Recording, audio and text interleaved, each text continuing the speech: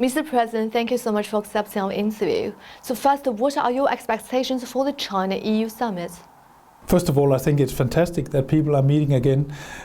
We should keep in mind that this is actually the second time this year that von der Leyen is coming to China, which I think is great. We have seen also 7 commissioners coming to China over the past 7 weeks. So what we are seeing really is a very, very high level of engagement from the European side.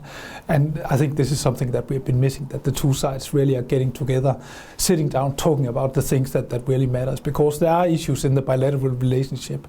And the best way to go about that is that you actually get into a room together, you sit down, you express your concerns, you build the trust, and you try to see if you can find solutions.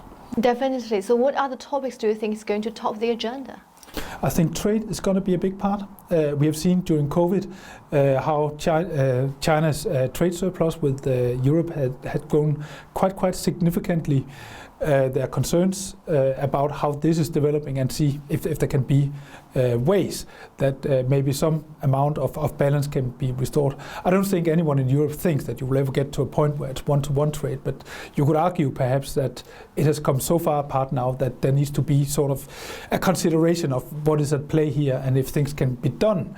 If something needs to be looked at in terms of seeing if a more natural balance can be found.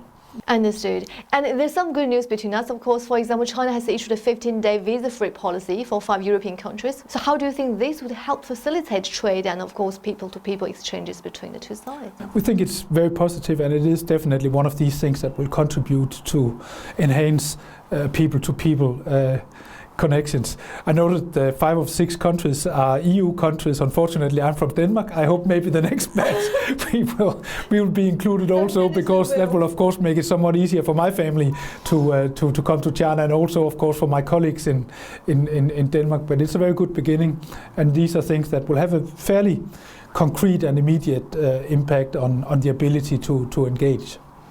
Well, this year we have observed a number of EU leaders visit to China. Those include European Commission President Ursula von der Leyen and French President Emmanuel Macron and EU Foreign Policy Chief Joseph Borrell. So what signals do you think have been sent out through these close contacts between Chinese and EU leaders? I think the most important signal is that the relationship is important to Europe. Europe wants to engage.